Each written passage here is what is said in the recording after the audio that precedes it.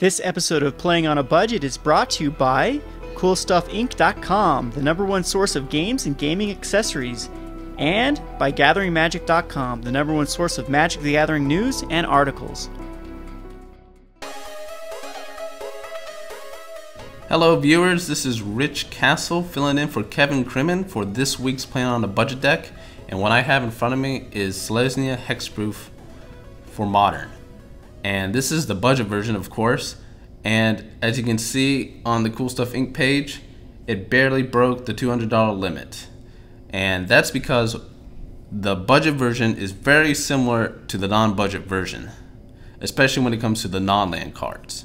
Basically, we're running 90% of what the non-version runs for the non-land cards. And, well, the mana base is quite different. I'll explain that right now, actually, before we actually go through the deck.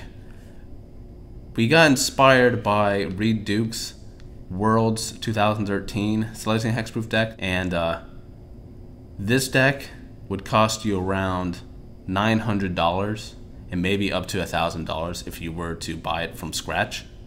And as you can see from our lands, we're running 8 basic lands. He's only running 1 basic land. And then he's running fetch lands, and we're running 0 fetch lands. And he also gets to add in the Triad Arbiter because the fetch lands can fetch for it. And he's also running Horizon Canopies, and we can't even afford that. So basically the only similarities that we have with the mana base is that he's running 4 Temple Gardens and 4 Razorverge Thickets, and so are we. So this deck here, the non-budget version, is similar, except it runs 4 Daybreak Cornets and we do not. Daybreak Cornet is probably the second best, maybe some would consider the best enchantment aura in the deck, and that card is $32 a pop. So we can't afford that either, but everything else is in our deck, except for the sideboard. I'll explain that later. So with that out of the way, let's go ahead and explain what the Selesnya Hexproof deck is. It's very one-dimensional, as in you only have one way to win, and that's attack. And fortunately, it's very effective with the hexproof creatures you got. We have 8 creatures with hexproof, and they all cost 1 green, and that's 4 Slippery Bogles and 4 Gladecover Scouts. And then we got another creature that's very good, and that's the Kor Spiritdancer. And he's a 0/2, but for each enchantment attached to it, he gets +2/+2.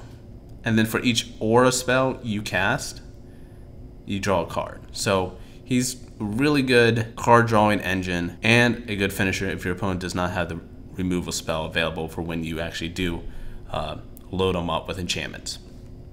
So we run 12 creatures, except we also run 2 additional creatures that isn't in the non-budget version, and that's Eidolon of Countless Battles from Born of the Gods.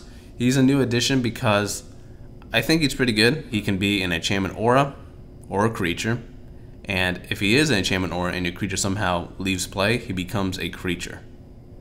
So he's good as a backup, and he only costs 4 to bestow and 3 to become a creature. Now let's go ahead and move to the enchantment auras. We run 20, and 12 of them are green, and that's 4 Keen Sense, 4 Rancors, 4 Spider Umbras, and we run 8 1-drop white enchantment auras, and that's 4 Ethereal Armors and 4 Hyena Umbras. I'll go ahead and explain the Umbras.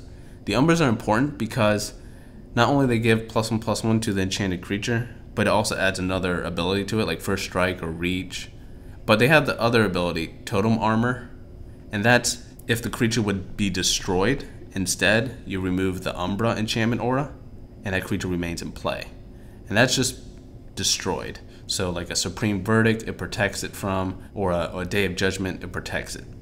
Now, Ethereal Armor is probably the best enchantment aura in the deck because it gets +1/+1 for each enchantment you control, and it gives it First Strike.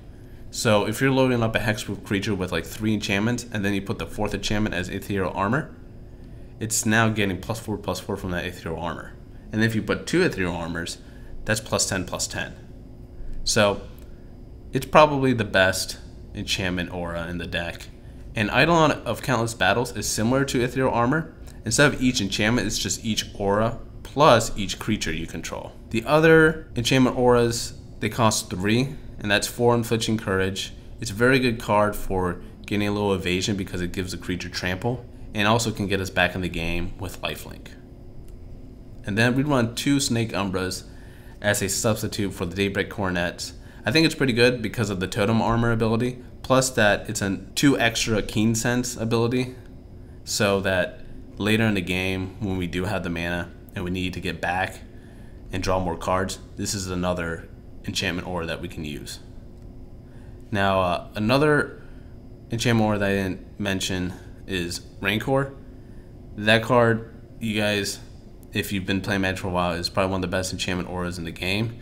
It's a +2/+0 and gives a creature trample. We definitely need trample because a lot of decks are going to defend with blockers like Wall of Omens, tokens, etc. Trample is another way for us to get through to kill them. And Rancor has that ability where if it would leave the battlefield, it returns to its owner's hand. So it's a card that definitely returns to our hand if they have answers for our creatures. So that's basically the main deck. You're just casting your hexproof creatures, maybe drawing card off Kor Spiritdancer from playing enchantment auras, and then you just swing for the game.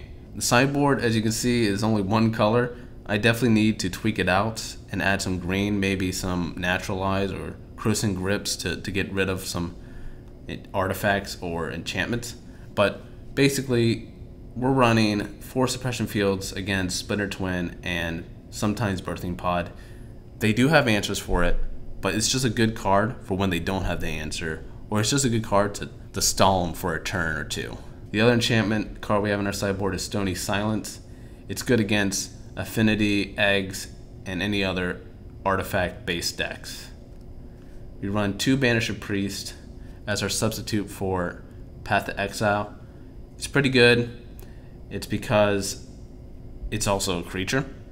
And so when you would cast it, say you may want to cast it to remove a problematic creature, and then the following turn you can attack with it, or even enchant with auras and then attack with it. It's also good to play on your turn to remove a blocker to swing for the game. We're running 3 Kataki War's Wage, primarily against Affinity.